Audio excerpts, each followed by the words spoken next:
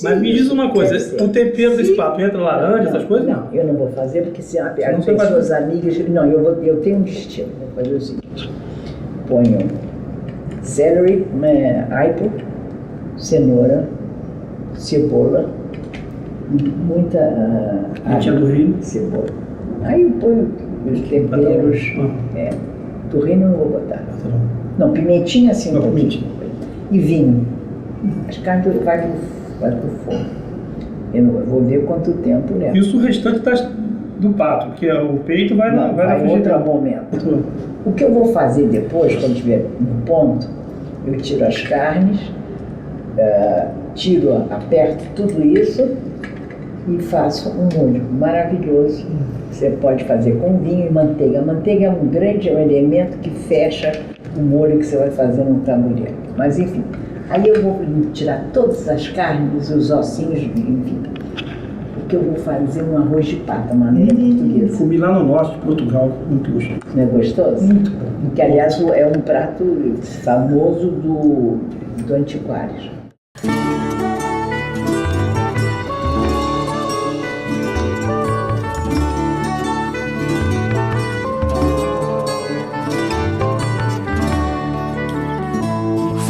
Por um grão de sol nas cercanias do abismo, cuja sina se inscreve por inventário do tempo, talhado por fadas e querubins, a imagem da ceia forjar-se em réstia de luz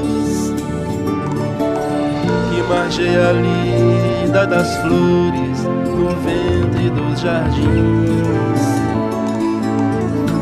Deu-se por um véu de cores. Bom, supostamente eu tenho que registrar a minha infância. Aliás, antes da infância, o nascimento, né? Porque você provém de uma família que já existia antes de você nascer, não é? Portanto, eu acho que eu já nasci sabendo ou intuindo que era uma menina que trazia na alma e no espírito duas culturas.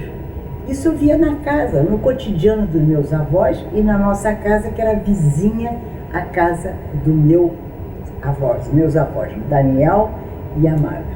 De modo que, por exemplo, eu percebi um registro que eu faço muito. Eu achava que a minha avó Amada, que era uma mulher muito fina, uma galega fina, ela tinha uma procedência mais refinada que do meu avô, que meu avô era de origem camponesa, que aliás eu amo, eu reivindico esta origem para minha pessoa. Eu vivi essas duas circunstâncias, uma certa finura, que eu poderia dizer que sim, e esse lado camponês, esse lado que aderiu ao mundo galego que foi humilhado pelos castelhanos. Muito bem, mas voltemos. Então, essa casa, eu via que minha avó tinha um suspiro nostálgico. Meu avô era uma personalidade tão forte que mal eu nasci, eu me senti impregnada pelos charutos dele, pelo gosto da gastronomia, da comida, não é? De como ele se vestia, dos seus gestos, da sua autoridade, que ele passou para mim, de algum modo. Então, já meu avô era meu pai era lírico, minha mãe, as tias todas mulheres fortíssimas, poderosas, de grande, muito irmanadas, irmãs irmanadas, desculpe a redundância. Então eu herdei tudo isso ao nascer, né? E fui me dando conta que eles, através de gestos, de adoções de hábitos, eles me faziam crer que um dia eu iria à Galícia, um dia eu iria à Espanha. A Espanha seria um destino meu também, o Brasil em primeiro lugar e depois a Espanha. E eu comecei a ler muito cedo. E ganhei livros, meu pai me cobria de livros, inclusive foi ele que me introduziu ao meu amado Machado de Assis, que é o grande amor da minha vida e fora dos amores privados, né? E então ele me deu Machado de Assis. Eu tinha paixão sobretudo quando nós nos aproximávamos de dezembro, porque dezembro era um mês fértil. Eu ganhava todos os almanaques que eram publicados no Brasil. Eu ficava enlouquecida com aqueles heróis, com as figuras que nasceram da fantasia humana, da necessidade dos enredos, do espírito de aventura, né? Então eu me sentia parte desse panteão dos heróis. Isso foi muito importante para desenvolver minha imaginação. Então eu, como eles disse, sabendo que um dia eu iria à Espanha, não é? Eu esperava esse momento. Esse momento chegou, não é? Quando meu pai e meus avós e minha mãe decidiram irmos para a Espanha. Mas a Espanha, naquele momento, vivia uma grande miséria. Não só ela, de algum modo, saíra alguns anos antes da Guerra Civil, que foi terrível, implacável, irmãos matando irmãos, na verdade, e obrigando que os ilustres espanhóis tivessem que abandonar a Espanha, o que formou um espírito muito poderoso chamados espanhóis da Espanha peregrina. E foram eles que, de certo modo, teceram uma urdidura literária e política que ensejou que, muitos anos depois, os escritores do boom hispano-americano encontrassem acolhida nas universidades, nas editoras, contrária aos escritores brasileiros, que nós nunca tivemos qualquer facilidade. Fomos e somos periféricos. Terrível isso, mas eu digo porque é minha convicção. Então, diante desse quadro de miséria da Espanha, meu pai comandou, disse para minha mãe, Carmen, chamava-se Carmen, ele dizia, Carmen, compremos malas baús, e vamos encher tudo isso de feijão, de arroz, de latarias todas, café, sabonete, sabão, roupas de tecidos. Era uma loucura. Eu vi aquele montoado, eu me senti uma cigana, que nós estávamos indo em peregrinação em busca da salvação, ou então povoar o mundo com comida para que as pessoas sobrevivessem, né? E eu nunca me esqueço, uma das malas, de algum modo, já indicava minha paixão pelo teatro lírico, pelo teatro municipal, porque era uma mala armário que os artistas tinham. Você botava as roupas todas arrumadas, as malas tinha gaveta, tinha lugar para pendurar os cabides. E, bom, isso tudo com esse acúmulo de material, lá fomos nós para a Espanha. Eu acho que o momento importante foi quando o barco inglês atracou em Vigo, um grande porto. E a família de meu pai, de meus avós, amigos, estavam todos lá embaixo, vindos das aldeias, vindos de Cotobade, que é um ajuntamento com 13 aldeias, todas, a minha família de todos as 13 aldeias. E era novembro, um frio terrível, chovia. Eu devo ter pensado o que essa menina solar brasileira está fazendo nessa terra. E eles me acolhiam, gritavam, como se eu fosse o menino Jesus ou Moisés, recém-encontrado no Rio Nilo, as margens do Rio Nilo, né? E quando descemos, eles começaram a me abraçar e gritavam em galego. Eu achei a língua gutural feia, rústica. Eu não entendi o espírito da língua. Depois eu vinha a mala, lia nela, escrevia nela e falava nessa língua. Passei a achá-la lírica, bonita. Era língua um pouco como se fossem os provençais, como se fossem os poetas do século IX, X, XI. Muito bem. E percebi também um detalhe que eu acho que emancipou muito o meu sentido ficcional, é que as mulheres todas de negro.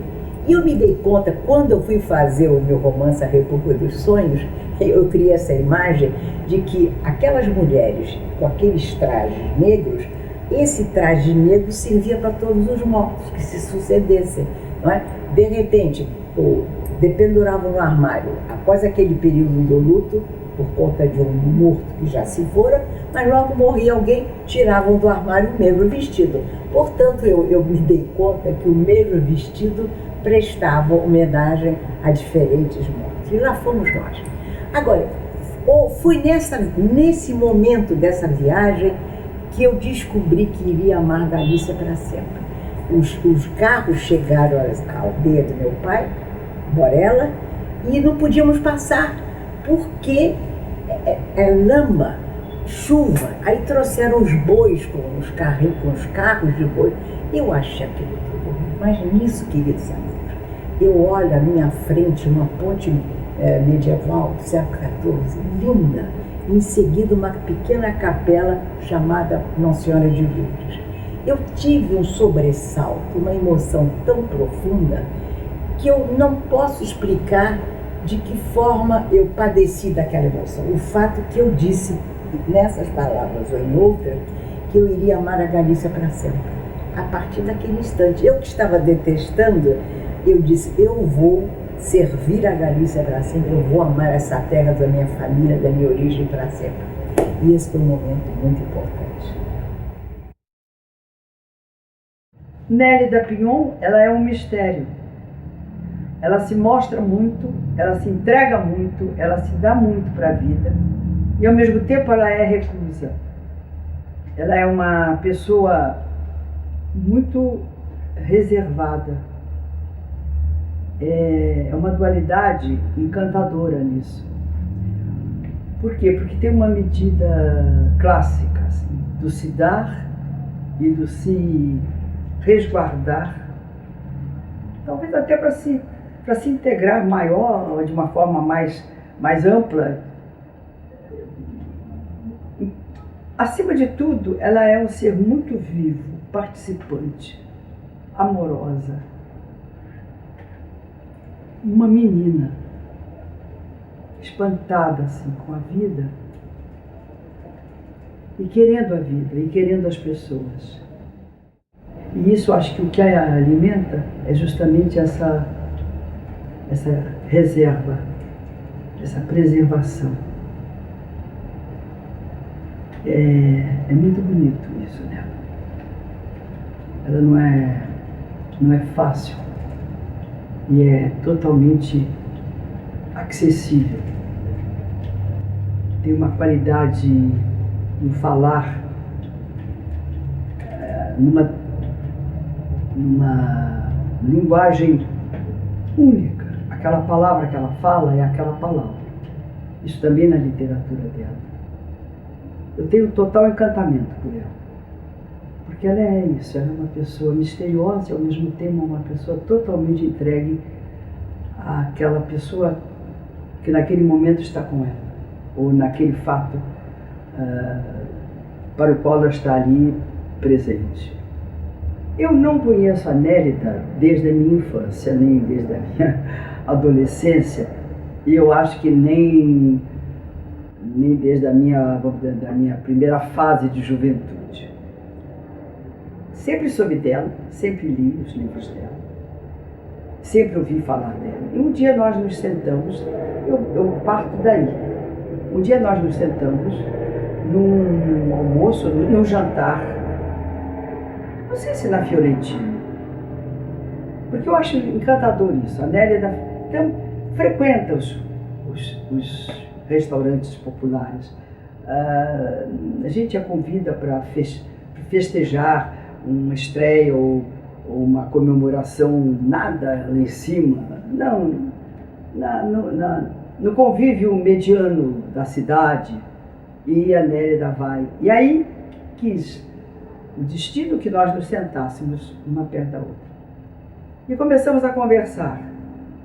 Eu não sei bem por que ela falou da Galícia, e eu falei também das minhas origens galegas, porque meu pai é filho de portugueses e, naturalmente, Portugal foi parte da Galícia. E aí falei também da parte de minha mãe, que é da Itália, e comecei a contar a saga da minha família, que é uma saga assim, desesperada e ao mesmo tempo extraordinária na sua sobrevivência. E isso nos deu uma aproximação. Ela é muito interessada, porque ela é uma escritora extraordinária na medida em que ela se interessa por tudo, pelo ser humano. E foi a partir daí. Mas nós não nos frequentamos, só que nós nos queremos muito bem. Eu diria mesmo que há uma ligação em algum plano vamos dizer, do insondável, de que nós quase somos primas, vamos dizer, né? Não sei se é dessa ideia da Galícia, compreende? E também tem uma coisa muito interessante, eu acho, em nós duas. Nós somos produtos de uma imigração de regiões muito fortes, mas nós somos tão brasileiras, somos tão amantes desta terra, assim, a gente se, através desses estrangeiros, coitados, desesperados, não é o caso da família dela, mas é o caso da minha família, isso nos deu uma brasilidade, assim, de cristão novo, sabe como é? Eu acho que é por aí. Eu penso que esse meu diálogo permanente, já antigo, com o mundo hispano-americano, o mundo ibero, né? Americano ou ibérico, né? Deviam-se muito às viagens que eu comecei a fazer desde menina, como eu já lhes contei, né? Fui levada aos 10 anos para a Espanha, mais precisamente para a Galícia, né? Lá fiquei quase 2 anos, foi uma maravilha, porque eu me dei conta que existia um outro universo além do meu.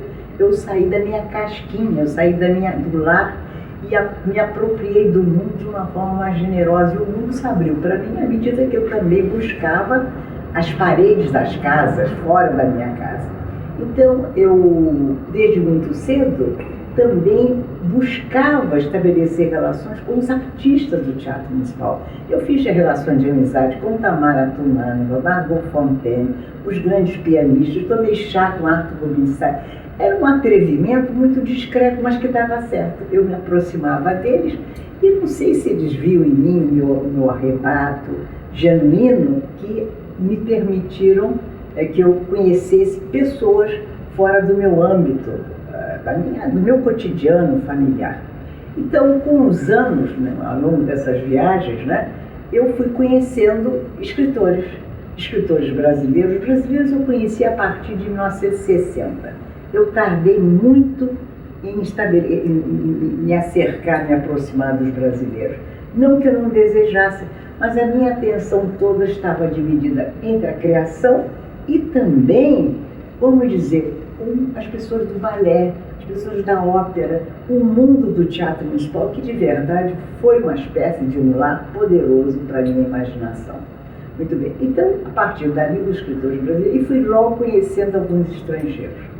E com essas viagens, eu fiz amizade, muito de 40 anos, assim, com o Mário Vargalhosa, que é um amigo queridíssimo, né? Eu sempre digo brincando que Mário Vargalhosa me deu muito trabalho, me deu alegrias imensas e trabalho, porque muitas vezes em congressos internacionais me cabia estar na mesa, né? Na mesa principal, e as pessoas atacavam. Houve uma época que o Vargalhosa era muito atacado, né?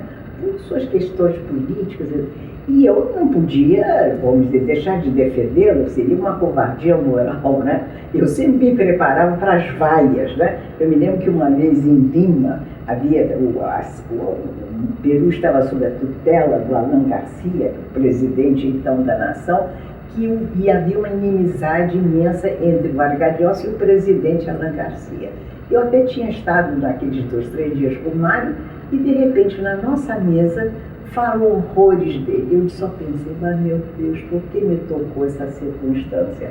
Mas pedi a palavra e comecei a falar para uma plateia de umas 500, 600 pessoas com a convicção de que eu ia sair dali apedrejado, São Estevão, né? Mas eu tive uma sorte porque eu comecei dizendo assim, senhores queridos amigos, eu queria dizer que eu estou aqui por conta de Patrícia e Mário Vargas Llosa. Eu aprendi a gostar do Peru através deles. Meu amor, admiração por esse país eu devo. Eu gosto do arroz, como vocês falam. Comecei a falar da comida, de toda a cultura peruana, inclusive, né, do mundo maia, que eu sempre estudei muito. Mas, enfim, Vargas Llosa. O Garcia Marques, eu tive a alegria de ter uma bela amizade com ele a partir de uma longa temporada de quase 2 anos que eu vivi em Barcelona. Ali, então, eu conheci todo o boom, chamado boom hispano-americano, eu conheci todo. Eu tive amizade, tanto assim que saiu um livro brilhante há pouco, do Xavi Ayan, que é talvez um dos livros, o livro mais completo sobre o fenômeno boom literário, né? E ele cismava, nas entrevistas que ele fez por conta desse livro, né, comigo, ele cismava que eu era a mulher do boom. Eu disse, eu não sou mulher do boom, nenhum brasileiro mereceu essa honra que lhe era devido. Então, não é verdade. Enfim, de tal modo eu fiquei íntima de todos eles. Garcia Marques, Júlio Cortázar, estreitei a minha amizade com ele em Nova York, através do grande tradutor, chamado Divino Tradutor, Gregor Rabassa, que traduziu 100 Anos de Solidão. Uma tradução tão extraordinária que o próprio Garcia Marques dizia, é melhor que o original em espanhol. Muito bem. Então, esses personagens, o próprio Juan Rulfo quis o destino que depois eu ganhei, a primeira mulher, o primeiro brasileiro, o primeiro escritor de língua portuguesa, ganhar o prêmio Juan Rulfo, né? E, no México, e eu fiquei amiga dele. Ele conhecia alguns dos meus textos, eu o conheci em vários congressos internacionais, inclusive em Canárias, foi um congresso multitudinário, uns 300 escritores, eu nunca vi nada igual. Inclusive se deu um fato originalista, que eu lhes vou contar. Eu estava no foyer, encontrei o Rulfo e disse, vamos tomar um cafezinho, era de tarde. Ele disse, não posso. Eu tenho um encontro com o Onete, outro grande escritor das Américas, né? Eu disse, tá certo. E percebi que os dois foram para o bar. Eu fui atrás discretamente e me sentei numa mesinha próxima. Eles tinham algo muito importante que discutir. Qual não foi a minha surpresa que os dois, fumando, pediram um cafezinho, uma bebidinha, não disseram uma palavra. Então, um fato histórico que eu comentei com vários amigos, e esse fato hoje faz parte do folclore, do folclore hispano-americano. Então, eu só posso agradecer porque eles me acolheram, não é? Confiaram em mim. Eu tenho uma correspondência linda com eles, eu tenho tudo isso nos meus arquivos literários, né? E até os mais jovens já conheço, mas os mais velhos, né, são os com os quais eu fiz uma grande relação. Então eu já escrevi sobre eles, muitos deles, sobre Garcia Marques, já tenho ensaios, Vargalhosa, vários ensaios, porque muitas vezes eu fui convidada para falar da obra dele. E quando eu fui catedrática, eu tive a cátedra na Universidade de Miami, onde eu fiquei 13 anos, eu dava sempre, eles queriam muito que eu falasse nas minhas aulas sobre literatura hispano-americana. Eu buscava fundir com o mundo grego. Eu fiz uma interpretação, muitas vezes grega, de alguns textos, sobretudo Pedro Páramo, de Juan Rulfo, né? E eu, então, pude estudar todos eles. Sobretudo Pedro Páramo, que eu acho um livro excepcional. Inclusive, eu dei Pedro Páramo não só para uma plateia hispano-americana, como uma plateia inglesa, alunos americanos. Muito bem, então eu só posso lhe dizer que eu defendi sempre nesses encontros pessoais e mais íntimos, nesses jantares, né? E também no palco, no púlpito, a literatura brasileira, e especialmente a Machado de Assis. Eu me lembro que eu fui jurada de um grande prêmio da Duke University, não é? Em que estavam grandes nomes que iam eleger o vencedor. Eu apresentei João Cabral de Melo Neto como meu candidato. E todos nós, nesse prêmio, tínhamos que conhecer a obra de cada um indicado por cada jurado, não é? E eu defendi, inclusive, já uma vez, nós ficávamos, eram duas mulheres desse jurado, a Susan Sontag, a grande ensaísta americana, e eu, que eu já conhecia de uma temporada em Nova York, porque ela estava muito doente, e eu fiquei tão triste que uma mulher com aquela cabeça extraordinária, uma americana, eu sempre fui uma grande feminista, o mundo feminino não pode perder essa mulher. E eu estava em Nova York, eu fiz chegar a ela o seguinte recado: olha, eu estou com algum dinheirinho para ir daqui dos Estados Unidos para a Europa. Diga a ela que o meu dinheiro é dela, eu volto para casa. Ela, quando soube, me convidou para tomar um café na casa dela. Eu me lembro até que era café com pãozinho de centeio e salmão. Que o salmão é muito bom, vai muito bem, né, com cheesecake, um queijo cremoso. Mas com café foi uma extravagância. Então nossa amizade começou ali e já então em torno desse jurado eu reclamei dela que eu só havia interessada no mundo europeu, sobretudo a Europa Central. E eu reclamei. Ela disse: qual nome você me diria? Eu disse: eu acho absurdo, Susan, que você não tenha noção do que nós somos. Você não conhece Machado de Assis? Pois sim, eu me lembro que ela disse. Aí eu comecei a falar e tive a ousadia de dizer: Machado de Assis é tão importante quanto Flaubert, Stendhal. Ele é um dos grandes romancistas criadores da segunda metade do século XIX. Ela ficou impressionantíssima. Devo lhes dizer que é famoso um ensaio que ela, uns 8 meses depois, ela escreveu no New Yorker, na revista New Yorker, sobre o Machado. Uma beleza. E ela começa usando todas as instruções que eu lhe passei, dizendo: esse brasileiro extraordinário, quase homérico, dentro das proporções brasileiras, das nossas dimensões, ele nunca foi à Europa, ele nunca saiu do Brasil, quando muito terá ido um pouco além de Friburgo. Ele disse: tartarugo, epilético, negro, mulato, o que você quiser. Ela utiliza neste artigo esses elementos.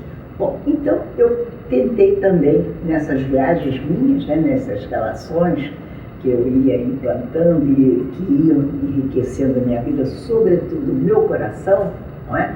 Eu promovi muita literatura, mas sobretudo Machado de Assis. Nélia Pinhon é uma das escritoras que faz a literatura contemporânea brasileira. Uma das peculiaridades que eu vejo sempre na obra dela é que ela se insere na linhagem daqueles escritores que observa a realidade,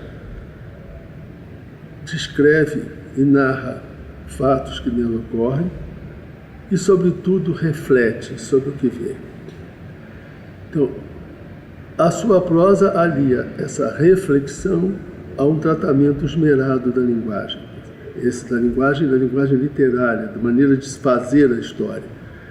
E essa especulação está sempre vinculada a uma preocupação com a natureza do ser humano, com o absurdo da existência, com as paixões. E as paixões a que se associa também uma profunda valorização da sensualidade. E isso a gente percebe desde os seus contos, passando pelos seus romances. Por outro lado, Nélida se insere numa vertente que aproveita a realidade brasileira associada às suas raízes galegas. Ela então aproveita toda a sua ascendência e, a partir dessa ascendência, ela insere essa dimensão na realidade brasileira a que ela pertence, de que ela é filha, uma vez que ela não é à toa que ela é filha de Vila Isabel, carioca, portanto. Então, ela associa essas dimensões de uma linhagem espanhola à brasilidade. Mas o mais importante de tudo isso é que toda a sua visão de mundo, como convém a um escritor representativo, a um escritor que tem uma obra significativa, é essa ultrapassagem do imediato, essa ultrapassagem do individual, ultrapassagem do biográfico para atingir as dimensões maiores daquelas características humanas que a ferrugem do tempo não consegue destruir. E trazer através da linguagem escondida nas narrativas, no espaço do silêncio do seu texto, ela nos traduz traços dessas características. Entre elas, a vida, o amor, a morte, a relação entre as pessoas, o absurdo do existir a que eu me referia. Ou seja, ela confere a essa realidade imediata de que ela retira as suas histórias, ela confere universalidade aos temas de que ela trata nos seus textos. Essa Nélida Pinhon, escritora, está presente como uma das vozes maiores da nossa literatura. eu diria, inscrita mesmo na linhagem de Machado de Assis, um dos autores brasileiros que ela mais preza.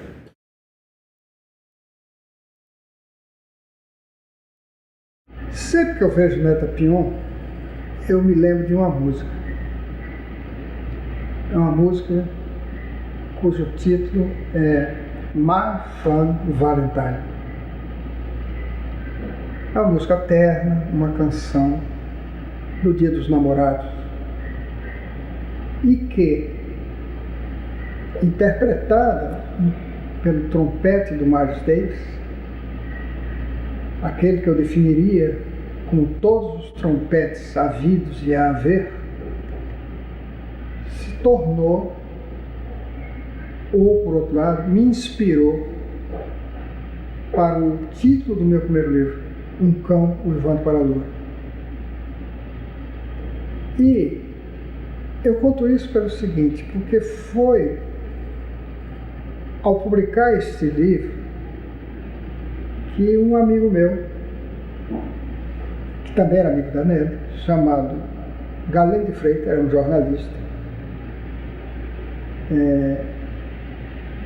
me disse que tinha falado com ela e que ela ia me receber.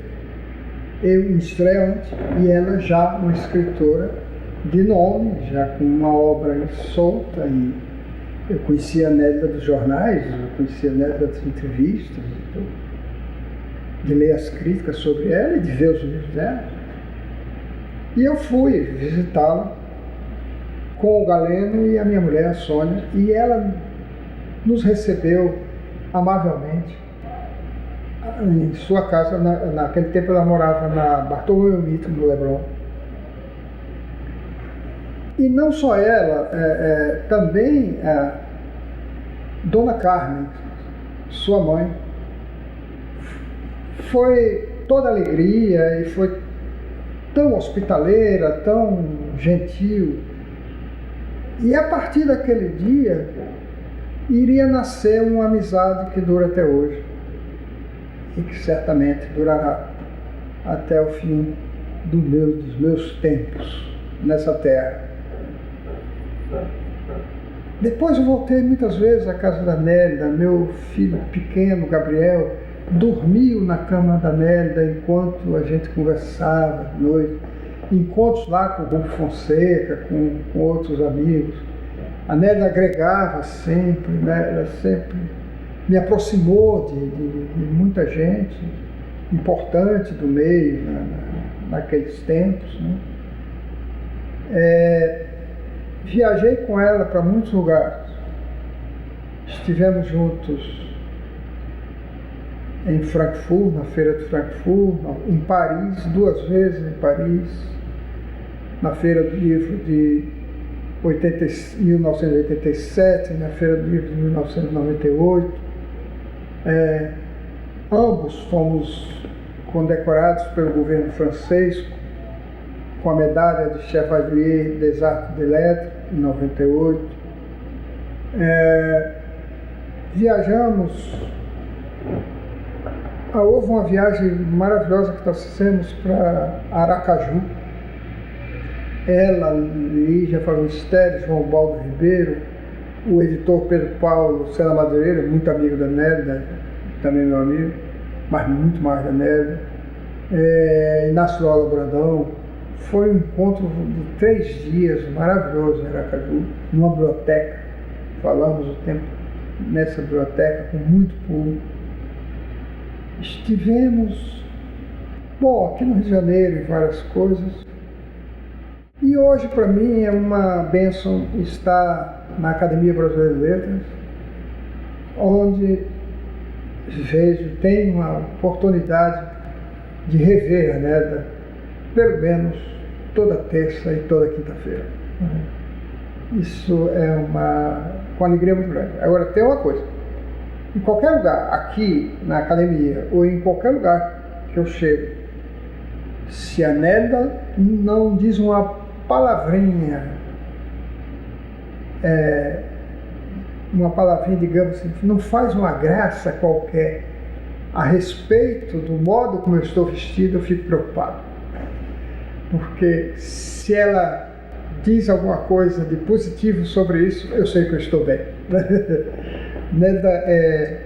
Mas na brincadeira, ela é muito brincalhona também. Ela além de ser escritora, que é uma pessoa bastante leve, uma convivência muito agradável, uma pessoa intensa, densa, mas sem ser pesada, né? E outra coisa também que eu acho que que mais me fascina nela também, além do texto, claro, além de ser ela quem é a sua consciência de classe, né? Por tudo, eu diria o seguinte: Nélia Pion é uma colega de ofício imprescindível. Não sei muito bem de onde provém a imaginação de cada pessoa, portanto, a minha imaginação. Eu penso, às vezes, que é um dom coletivo que provém do fato de você viver em sociedade, ou ter passado pelas tribos, ou ter feito parte daquelas aqueles grandes grupos humanos que peregrinavam, né? Que passavam, iam avançando pelas terras do mundo, não é isso? O fato é que eu vou responder um pouco pela minha imaginação. Eu devo a minha imaginação, sempre digo, a família, né? As línguas que eu pude aprender ou que eu pude ler nelas, os livros que eu ia lendo, cada personagem que me era introduzido na leitura, eu sentia que esse personagem, ele cavava em mim, não era um abismo sem fundo, era um abismo de esperança, se é que eu posso dizer isso. Eu sentia que cada personagem, provindo da leitura, ele me abria as portas, ele me convocava à liberdade, ele dizia: Nélida, pula a janela, vamos embora. Tanto que eu dizia para mim mesma: eu quero sair de casa, ganhar a chave da casa, mas sem perder a minha família. Sempre tive esse espírito. E ao mesmo tempo eu dizia: que maravilha será ir para o mundo, peregrinar, perambular, mas jamais dormir uma segunda, uma terceira noite debaixo do mesmo teto. Eu era uma aventureira sem saber o significado da aventura, não é? Então, eu percebi que essa imaginação se desenvolvia à medida que eu lia. E eu pensava, então, que aquele escritor que escrevera o livro, que o livro trazia na capa, o título e o nome do escritor. E eu achava que aquele escritor, não é, estava registrando a história da sua vida, que era uma biografia. Ele vivera tudo que estava narrando. Não era uma invenção, não era um produto que saltara das suas percepções do mundo, não é? Então, mas de repente, eu pensei, eu também vou escrever sobre isso. Mas de repente eu fui me dando conta que havia um grau de invenção extraordinário em tudo que eu estava lendo a partir dessa nova concepção que eu estava desenvolvendo. E comecei então a escrever e achar que ao escrever eu ganhava uma emancipação, eu me tornava uma menina do mundo, não é? Eu desenvolvia um espírito que não seria meu a menos que eu desenvolvesse esse próprio espírito a que eu me estou referindo, né? E comecei a fazer umas historinhas. Isso era interessante. Eu escrevia com uma letra então redonda, porque as madres onde eu estudava, do colégio alemão, madres beneditinas, elas exigiam uma certa letra gótica, que depois eu me liberei delas, mas eu tinha que obedecer. Então eu fazia com aquelas letras, uma letrazinha gótica. Eu contava umas historinhas, né? E achava que elas deviam ser ilustradas. Como eu não sabia desenhar, eu fazia bandeirinhas. E, muito interessante, essas 4 ou 5 páginas, né, de um caderninho modesto, eu costurava, não havia grampeador. Eu costurava e, meus queridos, eu vendia para o meu pai. Estava lá o valor, eu tenho guardado 2 números. Eu vendia como se eu já tivesse consciência dos direitos autorais. E meu pai comprava. Meu pai era um cavalheiro e tinha adoração por essa filha. Tanto que ele dizia: essa menina, o que vai acontecer com essa menina no futuro? Ele dizia. né? Era um homem tão galante que eu vou fazer um parâmetro. A partir de uma certa idade, não foi 12, 13, ele mandava rosas para mim todos os domingos. Quando eu voltei de uma das primeiras viagens à Europa, que ele não foi, a primeira que ele não foi, eu encontrei meu quarto coberto de presentes. Ele me mimou muito, ele me deu o gesto de galanteria, de elegância, de delicadeza, que eu jamais esqueço. Eu guardo todos os cartõezinhos dele.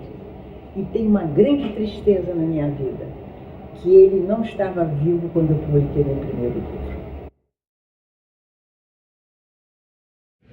A minha relação de leitor com Nélida Pinhon nasce justamente de um livro que me marcou desde o início, que é A Força do Destino. Mesmo porque havia uma espécie de homonímia com a Ópera de Verdi, de fato, era também uma releitura da Ópera de Verdi. Com o tempo, eu chego à República dos Sonhos e percebo que entre essa obra e a República havia praticamente uma passagem musical muito interessante, porque Nélida, desde seu primeiro livro, Guia Mapa, declarava efetivamente que a música era uma das formas primordiais para que a sua escritura, de fato, resultasse num todo, numa máquina que também andasse, quase que autônoma. E aí uma passagem, portanto, de Verdi, da Força do Destino, para Wagner, no sentido que Nélida foi buscando essa sensação de forma densíssima, como a ópera de Wagner, mas também a leveza, o que não significa que seja menos densa, mas o capricho dessa leveza, a nobreza dessa luz delicada que de alguma forma se entrelaçam nos dois romances extremos, esses que como leitor desde o início me tomaram.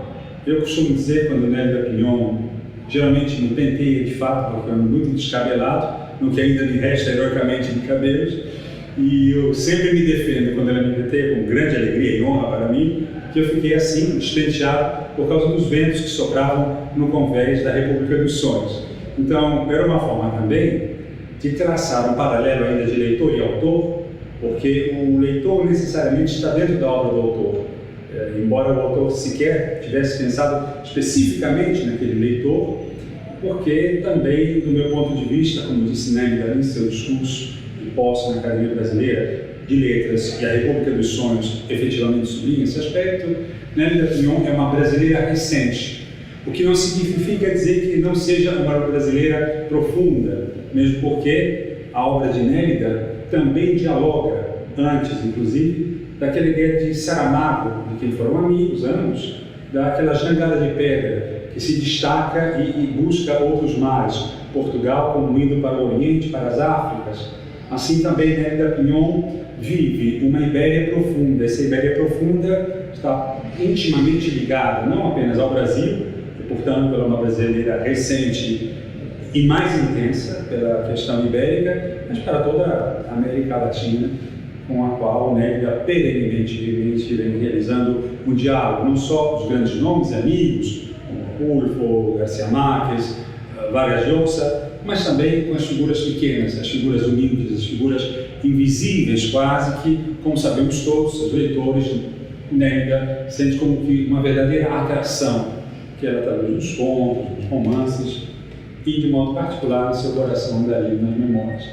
Essa seria, digamos, a minha trajetória para Nélida Pinhon, o meu caminho em Nélida, o meu aprofundamento e a minha sensibilidade também específica de um brasileiro recente, que nem por isso, assim como dizia eu antes, diferentemente a Nélida, não me interessa pelos sertões, desde o Morro do Horto do Padre Cícero até os sertões de Euclides, que dizem muito inclusive para a Nélida, são uma espécie de coincidência entre dois brasileiros que amam o Brasil, porque seria impossível não amar o Brasil, e o amam, no segundo grau, porque aprenderam com os próprios pais a amar o Brasil.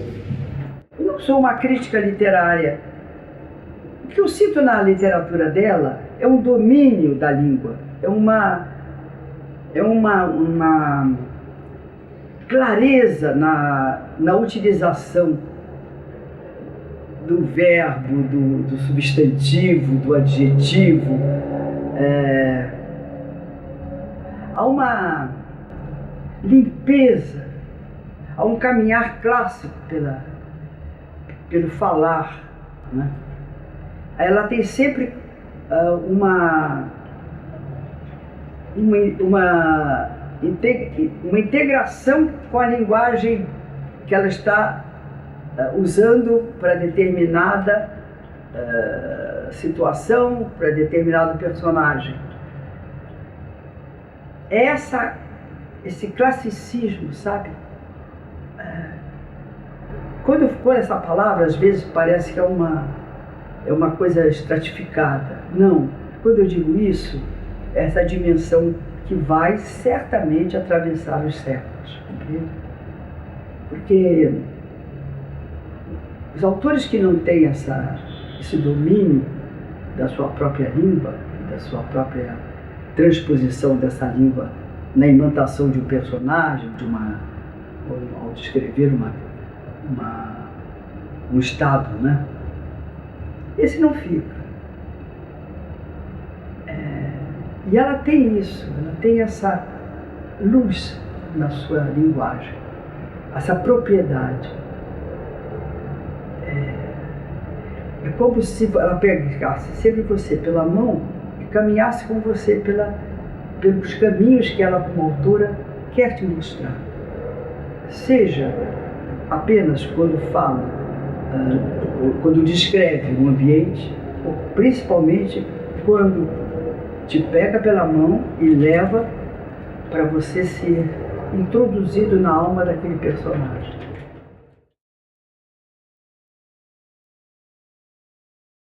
Definir Nélida Pinhon me leva à palavra multiplicidade, porque Nélida é múltipla. E a palavra multiplicidade vai me levar ao paradoxal, porque ao mesmo tempo que é fácil falar da Nélida amiga, da Nélida pessoa, é difícil falar da Nélida intelectual, da escritora, da senhora daquela escrita fina, densa, criativa, da dona de uma obra maravilhosa, extensa. Então, falar da obra de Nélida é enriquecedor, mas demoraria séculos. Agora, falar da Nélida amiga, da Nélida companheira de trabalho, da Nélida ser humano, é muito gratificante para mim. Eu tive a sorte e o privilégio de trabalhar com Nélida Pinhon o ano passado, durante o ano inteiro, em São Paulo. E isso só nos deu uma oportunidade de estreitar uma amizade muito grande e aproximar de um conceito que eu tinha de Nélida, assim, de uma pessoa muito longe do mundo da Terra. Nélida é uma pessoa generosa, amiga, companheira, talentosa sim, talentosa pelo que produz, mas não é só talento, é produto de anos e anos de estudo, de pesquisa, de muito trabalho, de muita seriedade, de levar a vida muito a sério. Às vezes a gente ouve dizer que Nélida é exigente, mas ela é principalmente exigente com ela mesma, porque ela é a pessoa que mais cobra de si. Então, pela integridade, pela seriedade do trabalho dela, essa exigência é muito natural. O que mais que eu posso falar? Olha, Nélida realmente é múltipla. Nélida recebe os amigos sempre de braços abertos, sempre com muito carinho, abre as portas da casa dela, recebe à mesa com o savoir-faire de uma grande dama, de uma pessoa que transita por todos esses espaços com uma naturalidade incrível. Enfim, é um privilégio participar e conviver com essa criatura. Eu ingressei na Academia Brasileira de Letras em 1989. E devo lhes dizer, espero que acreditem, que eu nunca tinha pensado na academia. Talvez esse pensamento aflorasse anos depois, mas não estava, mesmo porque as mulheres apenas tinham ingressado em 1977 com Raquel de Queiroz, meses antes da Marguerite Yourcenar ser acolhida na Academia Francesa. Nós abrimos as portas primeiro que os franceses. Então, isso não aconteceu. Mas eu estava num congresso em Lisboa e no intervalo do nosso encontro estava um grupinho, me lembro bem, Lígia Fagundes Telles, vossa servidora Nélida, Saramago, Zélia, naturalmente, a nossa querida Zélia. Não, a Zélia não estava. Uma ou duas pessoas. Nisso chega o casal, Zélia e Jorge Amado. Ele vem com aquela camisa exuberante, né, cheia de cores, e chega para minha pessoa e diz: você vai se candidatar à academia. Do ponto de vista do convívio, eu diria que uma das características mais significativas, mais presentes em Nélida é o dom da conversa. Esse hábito de conversar, que já vai desaparecendo há muito tempo do nosso convívio social, né? Nélida é capaz de conversar horas para encantamento de quem a ouve. Ela tem uma facilidade de criação de imagens, de expressões, que faz dela exatamente uma companheira de conversa rara, a pessoa é capaz de conversar longamente com ela. E esta é uma casa de convívio, esta é uma casa de amigos. E Nélida se integra plenamente nela. Não fosse Nélida a presidente do centenário. A presidente do centenário que fez uma comemoração inenarrável, uma programação digna da casa, um festejo realmente marcante, à altura da academia, eu diria até à altura da pompa e da circunstância que marcam a história dessa casa. E o seu convívio com os companheiros, nós, conosco, que cada um de nós aqui da casa, é o mais agradável, o mais simpático possível. Nélida tem sempre uma palavra de carinho, uma palavra de preocupação, que vai dos limites da gravata mal arrumada até os problemas profundos que alguém esteja vivendo. Ela é uma pessoa que sabe ouvir e sabe dizer o que precisa ser dito ao seu companheiro de academia, com precisão, com tranquilidade, né? E com amizade, principalmente. Essa é a Nélida acadêmica. Nélida Pinhon é uma pessoa fundamental para o debate público brasileiro. O país é um país doente, em termos de debate público, está mais doente do que nunca agora, nesse fla-flu terrível que nós vivemos, em que é impossível conversar, em que os argumentos não são ouvidos quando existem, porque também as pessoas hoje em dia não argumentam, elas pregam para convertidos, elas pregam para quem concorda com elas. E Nélida, ao contrário, é aquela pessoa capaz de argumentar. Uma das poucas pessoas capazes de argumentar, de analisar um cenário complexo e enfrentá-lo ouvindo as partes, unindo as partes.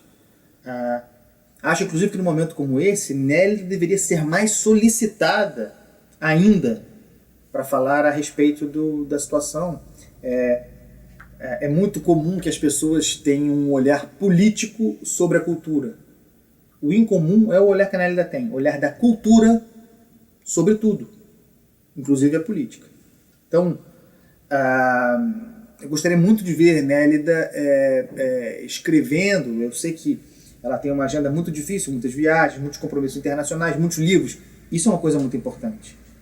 A Nélida é uma senhora, tá? Uma senhora com uma agenda de compromissos formais muito intensa, muitas viagens, mas que, ao contrário de boa parte de seus pares, independentemente de idade, não para de produzir. O compromisso fundamental da Nélida é com a escrita. Ela faz tudo. Ela é conferencista no mundo inteiro, viaja o mundo inteiro, representa o Brasil. Ela tem um senso de patriotismo também muito raro. É notável, por exemplo, lá num fórum internacional, se eu não me engano, de ibero-americano, em que o Brasil faz parte, e que a língua oficial é o espanhol, e que ela se posicionou firmemente, dizendo que fazia questão de falar em português, como marco da língua. Afinal de contas, se vocês aceitam o Brasil neste fórum, o meu idioma precisa ser aceito, é com ele que eu vou me expressar. Esse tipo de posição, esse tipo de representação que ela faz no mundo inteiro do Brasil, e os seus compromissos na academia, né, hoje, por exemplo, como membro da direção da casa, estão sempre em segundo plano, frente ao trabalho do escritor. A Nélida está sempre escrevendo. Ela terminou um livro de contos. Ela tem feito um lançamento por ano, praticamente. 2 anos. Porque assim é melhor em termos comerciais. Porque por ela tem produto para lançar livros todo ano, todo semestre. Ela produz sem parar. Ela lançou um livro de contos. Ela lançou um livro de memórias em 2013. Em 2014, lançou um livro de contos. E agora está lançando um livro de ensaios. E já tem outros em produção. Já tem outras coisas sendo escritas. Quer dizer, que artista é essa que consegue produzir em altíssimo nível por mais de 50 anos, por 50 anos? Quem mais nesse Brasil? Então, a gente tem que tirar o chapéu para a Nélida. Tem que ouvir mais Nélida, o que ela tem a dizer. A contribuição é muito importante. Sem dúvida nenhuma, das nossas mais consistentes intelectuais. Reconhecida no mundo todo, tá? Aliás, injustamente, menos reconhecida no Brasil do que deveria. Menos lida no Brasil do que deveria. Tá? Como é possível que um livro como A República dos Sonhos, um livro épico, monumental, que conta, um livro de geração, um livro que conta parte da história do Brasil, tá? Um livro que conta parte da história do Brasil e da migração para o Brasil. Como é que esse livro não está nos currículos escolares? Por quê? Nós fizemos agora aqui uma edição luxuosa comemorativa dos 30 anos da República, e eu fui reler, eu havia lido há cerca de 10 anos, fui reler agora, com que encanto renovado. Mas que obra sensacional, que personagens. Vai ver lá fora. Ela está na Espanha, no momento que nós estamos aqui gravando. Vai ver lá fora. Com que reverência ela é tratada, com que noção de sua importância. Vai ver quem são os pares. É Vargas Llosa, foi Garcia Marques. Então, todas as homenagens para Nélida Pinhon. Das maiores escritoras da história do Brasil.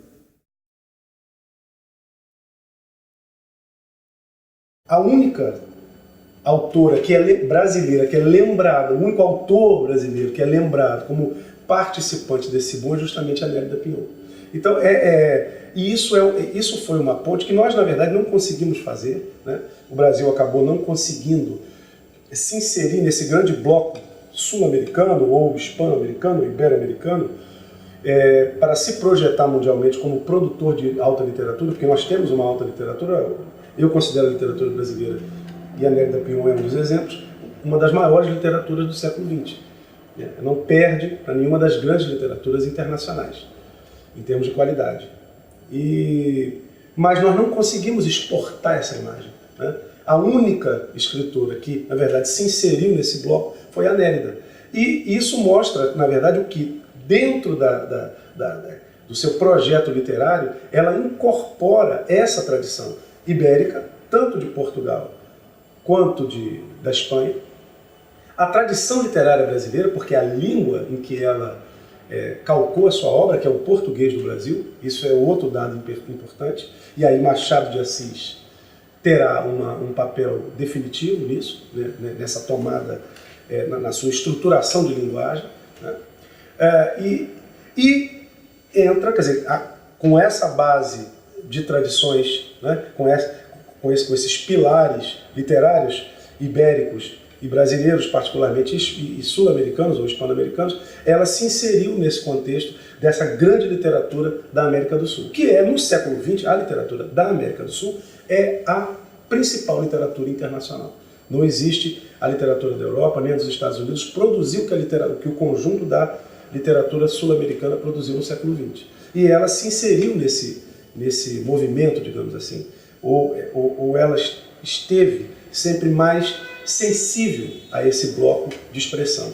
Então ela faz parte disso, com muita justiça. Eu acho até que outros autores brasileiros mereciam também estar lá, mas quem conseguiu isso, através justamente da sua articulação literária, né, porque ela efetivamente transitou por essas tradições múltiplas, foi a Nélida. Os livros têm sua razão de ser. Muitas vezes o autor não domina as suas próprias intenções. Ele vai conviver com o mistério o tempo todo, ele vai conviver com uma coisa inefável que não existe e que só vai existir a partir do seu esforço intelectual e criativo. Então é uma batalha quase inglória, porque você não sabe, primeiro, se chega ao final, e segundo, se aquilo que você está elaborando, que está escrevendo, corresponde minimamente às suas intenções iniciais, ao seu projeto estético. Então, diante de tantas dificuldades, né, escrever torna-se assim uma façanha de herói, penso eu. Mas, ao mesmo tempo, é fascinante porque propõe a você escalar uma montanha. É como se você estivesse subindo o Himalaia ou Annapurna, né? E no meu caso, o pessoal da minha infância, né? O pequeno monte lá da terra do meu pai, né? De Borella, lá em Cotobrade, que eu chamava a Terra da Mula. Eu acho que eu já comentei isso. É um montinho que eu achava uma coisa extraordinária, que me prodigalizava sensações extraordinárias quando eu o galgava, que de verdade é que minhas perninhas eram curtas, eram menores, né? Mas eu sempre guardei essa dimensão quase de epopeia das minhas montanhas. Muito bem. Então, eu até hoje penso que escrever é um arrobo. A escrita nasce mediada pela paixão, pela inteligência, pela capacidade que você teve ao longo da sua vida de agrupar e arregimentar ingredientes que lhe permitem avançar pelas veredas do mundo. Se você vai enfrentar um livro mais destituído de valores, de patrimônio, de acervo, é uma pobreza. É muito comum, por exemplo, você ver o primeiro livro de um jovem tem um certo brilho, tem certo impulso criativo, o segundo já fenece. Por quê? Ele não deu tempo à sua imaginação de agrupar elementos e se autoconferir. E aí, com isso, você cria um patamar do qual você vai ter asas como Ícaro, mas sem cair. Muito bem. Então, até hoje, eu penso que é muito difícil escrever um romance. Eu acho mais difícil de tudo para mim um romance. O romance é o gênero que eu considero rigorosamente superior. Primeiro, ele se destina à sociedade. O romance inventa, esboça personagens que de verdade não é um personagem só. São milhares de personagens, todos eles encarnando num só. Se não fosse dessa forma, quem ia ler um livro? Quem ia, de algum modo, se afinar com o personagem? Você se afina porque em algum pedaço seu, uma facção sua, é aquele personagem. Isso no chinês, no japonês, no árabe, no brasileiro, todos nós nos afinamos com os grandes personagens, aqueles que de verdade constituem um emblema. Muito bem. Então, eu, a partir pelo menos da minha experiência, eu tenho que contar, como eu dizia, com a inteligência, com a sensibilidade, com a audácia e com a linguagem. Porque você pode ter isso tudo e não ter a linguagem. Que linguagem você vai utilizar para dar concretude à história que vai ser narrada? Que uma história é muito importante também. Cada vez eu vejo a história, com os anos, com mais importância. Não quer dizer que a história vai ser de tal forma avassaladora que expulsa certos segmentos poéticos? Acho que não. Mas, se você puder costurar tudo isso, a história, a narrativa, o enredo, o plot, como dizem, e a maneira, a escrita e a linguagem,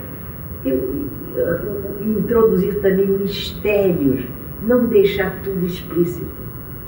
A literatura, para mim, não deve ser explícita. Ela sugere, não é? Guardando a verossimilitude, tudo isso, né? Ela tem que fazer com que o outro vá aceitar os seus ditames de escritor. Muito bem. Então, com tudo isso, você pode começar uma história. Eu, por exemplo, uma das coisas que eu faço sempre, em matéria de linguagem, para ficar nesse tópico, eu tenho que testar a febre da linguagem. Isto é, eu pego um papel, a caneta e vou vendo como é que vai ser a linguagem que eu vou utilizar ao longo daquele romance.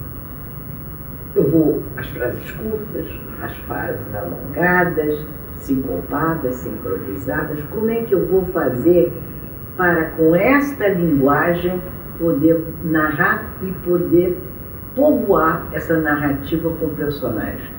E, ao mesmo tempo, alguma coisa que eu estava por dizer mais atrás, daí a maravilha do romance, que o romance, ele, como eu já disse, agasalha os personagens, mas ele tem atrás dele, fatalmente, mesmo que não seja com a maior visibilidade, a sociedade, a tribo, um país, a nação, um hemisfério, um continente.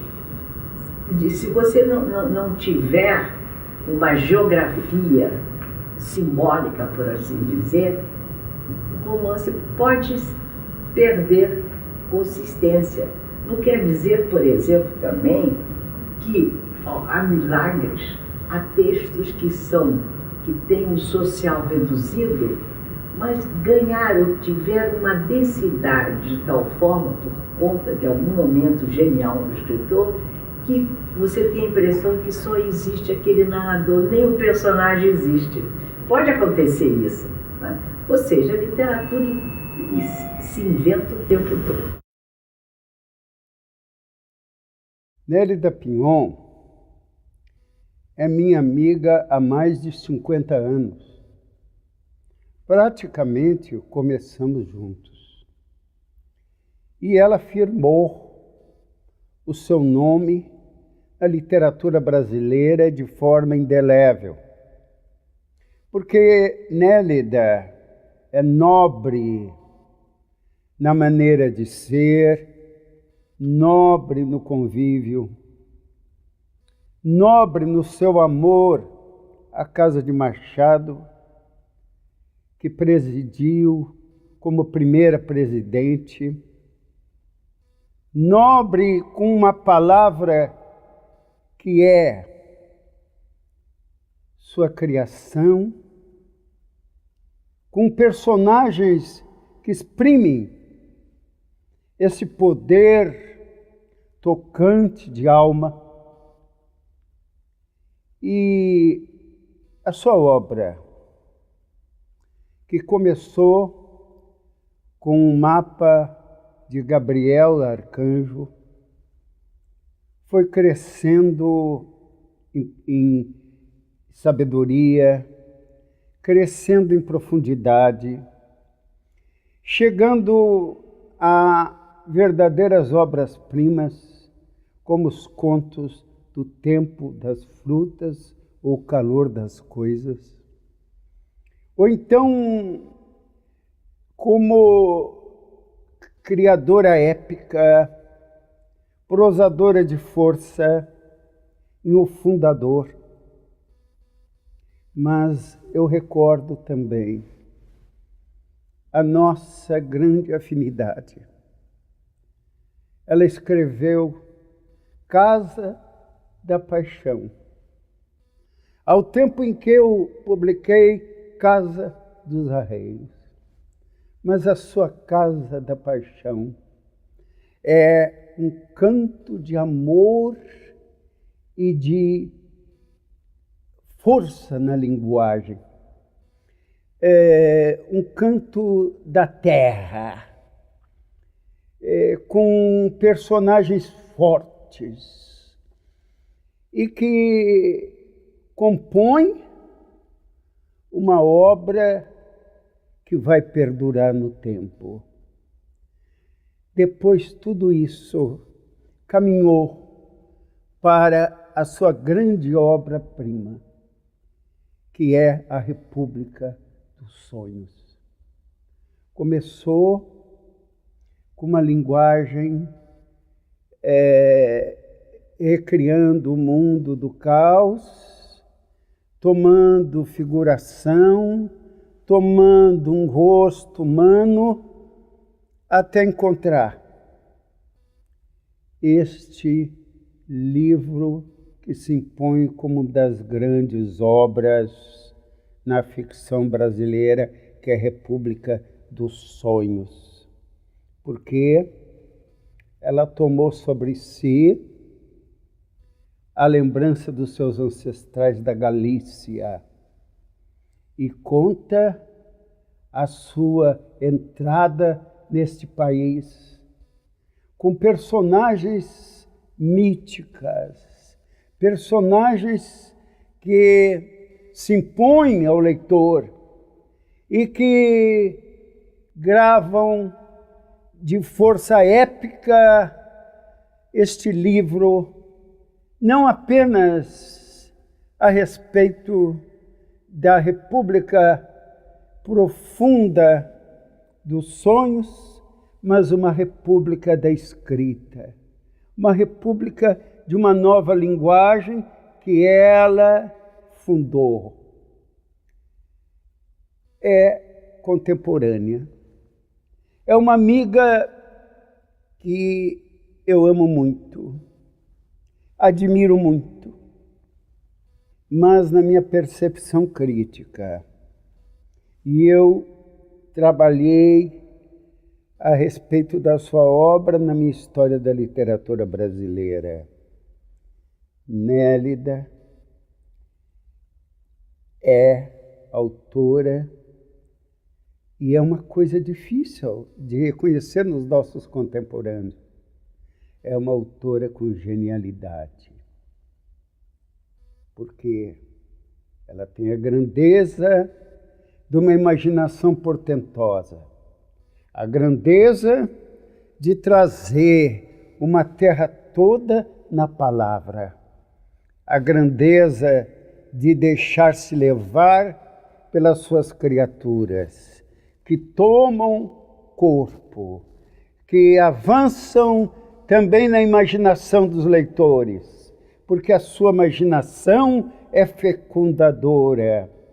E em tudo isso há um coração da América, um coração terno, com grande fidelidade aos amigos, de temperamento vigoroso. E também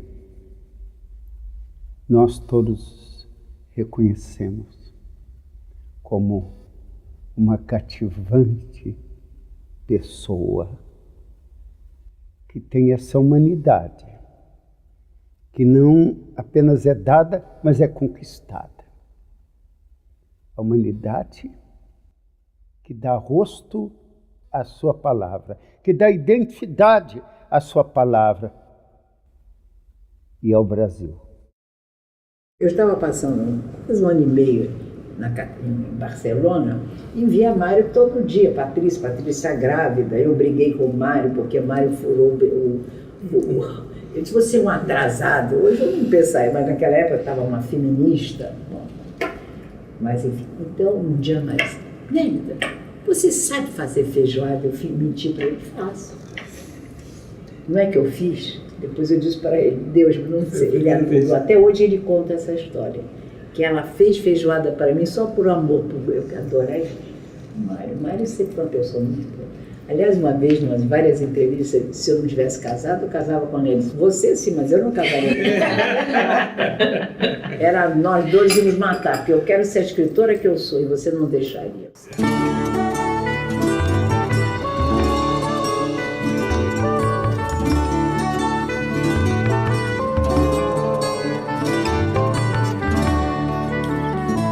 Foi-se por um grão de sol nas cercanias do abismo, cuja sina se inscreve por inventário do tempo, talhado por fadas e querubins, a imagem da ceia forjar-se em réstia de luz que margeia a lida das flores no ventre dos jardins. Deu-se por um véu de cores nos arredores do arco-íris, cuja vida se instaura por um aluvião de redemoinho,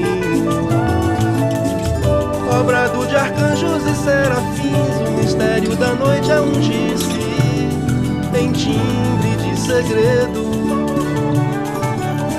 que norteia o curso das estrelas nos céus confins.